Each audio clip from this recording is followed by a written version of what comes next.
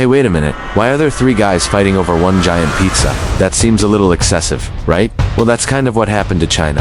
It almost got unified. But then, nobody really liked that idea, so they broke it up again. And just like that, you've got three major players on the board. Up in the north, you have Cao Cao. He's strong, he's sneaky, and he's got his eyes on controlling the mighty river that cuts through the land. Then there's Liu Bei. This guy seems to be constantly running for his life, desperately in need of some brilliant advisors to help him out. And finally, you have Quan, who, well, he showed up. He's got his own territory in the southeast, and he's not planning on giving it up. But hold on. How did a massive unified empire suddenly shatter into three separate pieces? All because of a few squabbles. How did we get here? Well, let me tell you. It's a story that involves strategy, betrayal, and fire. A whole lot of fire. Let us rewind a bit to one of the most decisive moments that set the stage for this three-way split. The Battle of Guandu. On one side, you've got Cao Cao. On the other, the powerful northern warlord Yuan Shao. Picture this. Yuan Shao is marching south with a colossal army of over 110,000 soldiers. He's got the numbers, the prestige, and he's feeling pretty confident. Facing him is Cao Cao, with a much smaller, but far more disciplined army of just 20,000 men. The odds are stacked against him, and everyone, including many of Cao Cao's own men, thinks he's doomed. Now, before the main event, we have a legendary side story. Liu Bei, who was temporarily hanging out with Yuan Shao, had a sworn brother named Guanyu, a warrior of incredible skill, was captured by Cao Cao earlier. Cao Cao, recognizing his talent, treated him with immense respect, showering him with gifts and titles, hoping to win him over. Guanyu was grateful, but his loyalty was unshakable. He promised Cao Cao he would repay his kindness before leaving to find Liu Bei, and repay him he did, in a single heroic duel. Quan, you cut down one of Yuan Shao's top generals, instantly turning the tide of an early skirmish. With his debt paid, he simply said, "Bye, Cao Cao," and rode off to reunite with his sworn brother. What a legend. With Guanyu gone, the main conflict heats up. Cao Cao knows he can't win a straight-up fight. He has to be smarter. Yuan Shao, being a bit arrogant, decides to send a detachment to chase Cao Cao's supply train. As they pursue, they notice something strange. Cao Cao's carts are dropping little trinkets, bits of treasure, and supplies along the road. Ooh, shiny. Yuan Shao's soldiers, undisciplined and greedy, break formation to scramble for the loot. And that's when it happens. Bam! Cao Cao's elite cavalry, who had been hiding in ambush, crashes into them. Their neat lines are gone. They're distracted, and they get absolutely hammered. It was a classic Beitan switch, a textbook move to exploit an enemy's greed and lack of discipline. Liu Bei, who was with that force, barely managed to escape with his life. Again, it's kind of his thing. After this initial setback, both armies dig in at a place called Guandu. The conflict grinds to a halt. For months, it's a boring stalemate. They build fortifications, stare at each other across the battlefield, and wait. But waiting is a problem for Cao Cao. His smaller army is running out of food, his soldiers are starving, morale is plummeting, and he's on the brink of giving up. His advisors are begging him to retreat.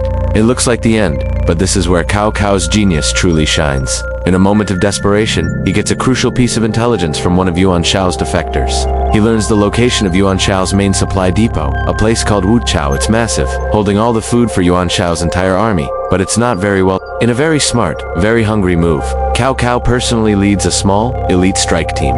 Disguised as Yuan Shao's own troops, they sneak through the night, right into the heart of the enemy's camp. They reach Wuchao, and they don't just steal the food, they set it on fire. All of it, the blaze is so huge it can be seen for miles. When news reaches Yuan Shao's main camp that their entire food supply has just gone up in smoke, panic erupts. His massive army, which was his greatest strength, now becomes his greatest weakness. An army of over 100,000 hungry, demoralized men is not an army, it's a mob. They just collapsed. Chaos ensued. His generals turned on each other, and Cao Cao seized the moment, launching a full-scale assault. The result was a total crushing victory for Cao Cao. He had defeated an army more than 5 times his size. From a military perspective, the Battle of Guandu was it was a victory, achieved not by brute force, but by operational maneuver, psychological warfare, and a laser focus on disrupting the enemy's logistics. By burning that grain, Cao Cao didn't just win a battle, he won the entire north. With Yuan Shao defeated, Cao Cao became the undisputed power in the northern plains. This single victory consolidated his base and set him up as the most dominant warlord in the land. And it's this victory that directly leads to the three-way standoff. With Cao Cao controlling the north, Liu Bei fleeing south, and Quan securing his territory in the southeast. The pieces were now in place for the legendary era of the Three Kingdoms. So what started as a lopsided fight between two warlords ended up drawing the battle lines for the entire empire. And it all came down to a desperate, brilliant gamble and a very, very big fire. Alright, welcome back to history class, but the fun version. So, where were we? Ah, yes, Liu Bei, our favorite underdog, was basically a professional refugee, constantly on the run from the big boss, Cao Cao. He had his two sworn brothers, Guandu and Zhang Fei, who were basically human wrecking balls. But let's be honest, you can't punch your way through every problem. Liu Bei needed a brain, a big one. And that's when he heard whispers of a genius hermit chilling on a mountain, a guy so smart they called him the Sleeping Dragon, his name Zhu Zhiliang. Now, getting a guy nicknamed Sleeping Dragon to join your squad isn't easy. You can't just slide into his DMS. Liu Bei had to show some serious dedication. He went to visit Zhu Zhiliang's humble cottage once. No answer. He went a second time. Still nothing. Zhu Zhiliang was out. Most people would give up, right? But not our man Liu Bei. He went a third time, in the middle of a snowstorm, and waited patiently for hours. Finally, Zhu Zhiliang was impressed by this persistence and agreed to join Team Liu. And just like that, Liu Bei's ragtag group of runaways got a super gist. The game was about to change. Meanwhile, up north, Cao Cao was feeling pretty good about himself. He had unified the entire northern plain, taking control of the emperor, and was basically the most powerful man in China. He looked at his map and thought, you know what? This map would look much better if it was all one color. My color. So, he declared his next grand project. Let's go south and unify everything. His primary targets were, you guessed it, Liu Bei, who had just set up a new base, and another major player in the south, a young leader named Quan. Quan had inherited a massive territory along the Yangtze River from his brother, and his family had been ruling the southeast for generations. He had a strong navy and loyal advisors. Cao Cao, being Cao Cao, wasn't about to play nice. He sent a letter to Quan that basically said, hey, I'm coming down with 800,000 soldiers. Surrender now, and we can go hunting together. Don't. And, well, you know. Now, 800,000 was a bit of an exaggeration. Historians think it was more like 200,000. But still, that's a terrifyingly huge army. Quan's court was in a panic. Half his advisors were saying, let's surrender. We can't possibly win. The other half were yelling, never. We fight to the death. Quan was stuck. What should he do? This is where our new MVP Zhu Zhiliang steps in. Liu Bei sent him as an envoy to Quan's court to propose an alliance. Picture this, ZhuZhiliang.com and collected, walks into a room full of terrified and arguing officials. He proceeds to calmly debate every single one of them, dismantling their arguments for surrender one by one. He painted a clear picture. Sure, Cao Cao is powerful, but his army has weaknesses. His soldiers are from the north. They're not used to naval warfare on this massive river. They're tired from a long march, and they're prone to getting seasick. He convinced Quan that fighting together was their only shot at survival. With a little push from his top general, Zhou Yu, Quan slammed his hand on the table and declared, anyone who speaks of surrender again will face my sword. We will fight. The Lusan alliance was officially on. So, the stage was set for one of the most famous battles in all of Chinese history, the Battle of Red Cliffs. Cao Cao's massive fleet sailed down the Yangtze River, a seemingly unstoppable force. But just as Zhu Zhiliang predicted, Cao Cao's northern soldiers, who were used to fighting on horseback, got incredibly seasick. The constant rocking of the boats on the river was just too much for them. Cao Cao, being a clever guy, thought he had a brilliant solution. He ordered his men to chain all the ships together, from bow to stern. Voila, the ships became a massive, stable platform, like solid ground. No more seasickness. His generals praised his genius. What could possibly go wrong with tying your entire navy into one giant, immovable block? Let's think. Over on the alliance side, Zhou Yu and Zhu Zhiliang were looking at this giant floating wooden city and probably shared a knowing glance. He did what?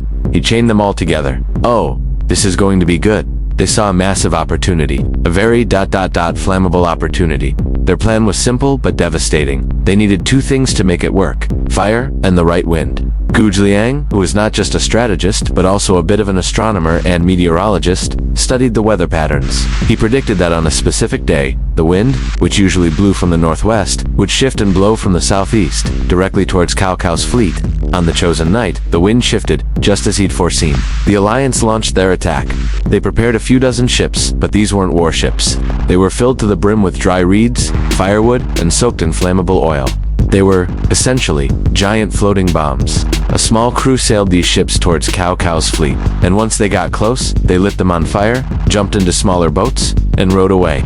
These unmanned fire ships, pushed by the strong southeasterly wind, sailed directly into Cao Cao's chained-up armada. The result was pure chaos. The moment the fire ships crashed into the fleet, the flames spread instantly from one ship to the next. Because the ships were all locked together, none could escape. It was a massive, floating inferno. The fire was so intense, it lit up the cliffs on both sides of the river, giving the battle its name. Cao Cao's invincible navy was utterly destroyed. His soldiers, trapped on the burning ships, were either consumed by the flames or drowned trying to escape. Cao Cao himself barely managed to flee with a small group of his men, getting chased through muddy paths and barely escaping ambushes set by Juge, Liang, and Zhou Yu. He had to run all the way back north, his grand dream of unifying China in ashes. The Battle of Red Cliffs was a total game changer. It completely shattered Cao Cao's momentum and ensured that he could not conquer the south. More importantly, it solidified the political landscape. And so, the era of the Three Kingdoms officially began. You now have not one, not two, but three major powers. In the north, you have the Kingdom of Wei, led by the battered but still powerful Cao Cao. He controls the most land, the biggest population, and the heartland of ancient China. In the southwest, Liu Bei, with Zhuge Liang's genius, finally carved out his own territory, the Kingdom of Shu. He presents himself as the rightful heir to the Han Dynasty, the good guy fighting the evil usurper. And in the southeast, son Quan solidified his control over the riverlands, establishing the Kingdom of Wu. He has the strongest navy and a naturally defensible territory. So there you have it. Three ambitious leaders, each with their own strengths, each calling themselves emperor, and each with the same ultimate goal, to crush the other two and become the one true ruler of all of China. It's like a three-way standoff, and you just know it's not going to end with a group hug. What happens when three people all want the same thing? This story is far from over. Thanks for watching. If you're enjoying this deep dive into one of history's most epic sagas, make sure to hit that like button, subscribe,